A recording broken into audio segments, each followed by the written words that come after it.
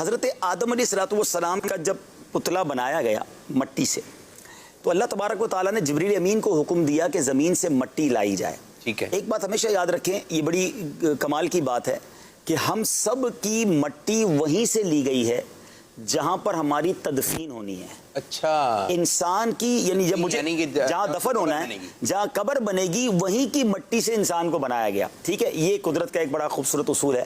تو اب اس میں ایک عشق والی بات بتاؤں کہ سبحان اللہ, حضرت ابو بکر صدیق رضی اللہ تعالیٰ اور حضرت عمر فاروق کی قسمت دیکھیں کہ ان کی مٹی وہیں سے لی گئی جہاں سے نبی پاک علیہ السلام کی مٹی. سبحان اللہ, سبحان اللہ. یعنی یہ تینوں ایک ہی مٹی سے گویا ان کی وہ تخلیق جو ہے وہی, اور وہیں ان کی تدفین ہو گئی نبی پاک کے ساتھ. اللہ کرے ہماری مٹی بھی مدینے کی ہو اور ہمیں وہیں تدفین نصیب ہو. اچھا, اب آتے ہیں دوسری بات. لیکن جب حضرت آدم علیہ السلام کی مٹی لینے کے لیے جبریل امین آئے نا دنیا میں, تو انہوں نے جب مٹی کے لیے ایک مٹھی اٹھائی تو پوری زمین کی جو زمین کی اوپری پرت تھی, اوپری لیئر تھی مٹی کی, وہ رول ہو کے سمجھ لیں ان کے ہاتھ میں آ گئی. اچھا, اور اس کی وجہ کیا بنی؟ اس کی وجہ دیکھیں کہ اس میں پھیکی مٹی بھی تھی, میٹھی بھی تھی, لال بھی تھی, کالی بھی تھی, وائٹ بھی تھی, الگ الگ مزاج اور الگ الگ رنگ کی مٹیاں تھیں. اور اس مٹی سے حضرت آدم علیہ السلام کو بنایا گیا. تو اب دیکھیں حضرت آدم کی اولاد میں آپ کو سخت لوگ بھی ملیں گے, نرم بھی ملیں گے, میٹھے بھی ملیں گے, کڑوے بھی ملیں گے, لال رنگ کے بھی ملیں گے, کالے بھی ملیں گے, سفید بھی ملیں گے, براؤن بھی ملیں گے. ہر قسم کے لوگ دنیا میں ہیں, لیکن سب حضرت آدم کی اولاد سے ہیں, کیونکہ ان کی تخلیق میں یہ سارے کلرز کی مٹیاں جو ہیں یہ شامل ہوئی.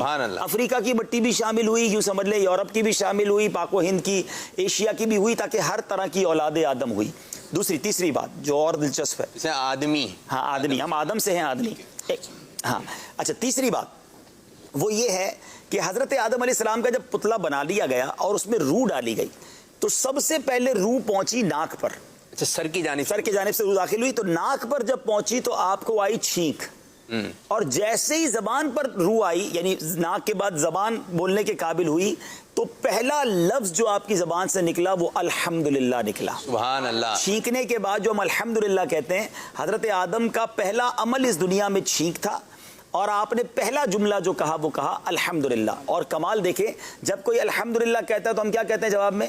یرحمک اللہ. لیکن حضرت آدم علیہ السلام نے جب الحمدللہ کہا تو اس وقت جواب دینے والا تو کوئی نہیں تھا, تو اللہ تبارک و تعالیٰ نے یرحمک اللہ. سبحان اللہ, سبحان اللہ. ٹھیک ہے. اچھا, پھر حضرت آدم علیہ السلام کا جب پتلا بن گیا نا, تو شیطان کو جب پتا چلا کہ اللہ تعالیٰ نے اپنا خلیفہ بنایا اور اب اس کو زمین پر بھیجا جائے گا اور اس کو یہ تعظیم دی جائے گی, تو نفرت میں شیطان نے اس پتلے پر تھوک دیا.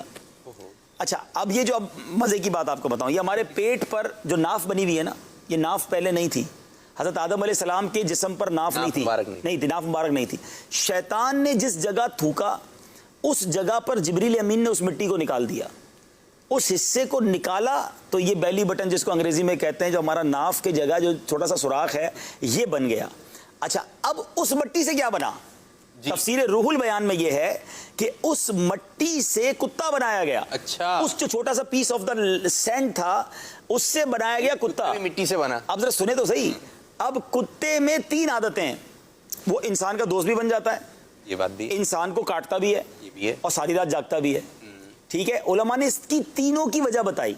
یہ کاٹتا اس لیے ہے کہ شیطان کے تھوک اس میں شامل ہے.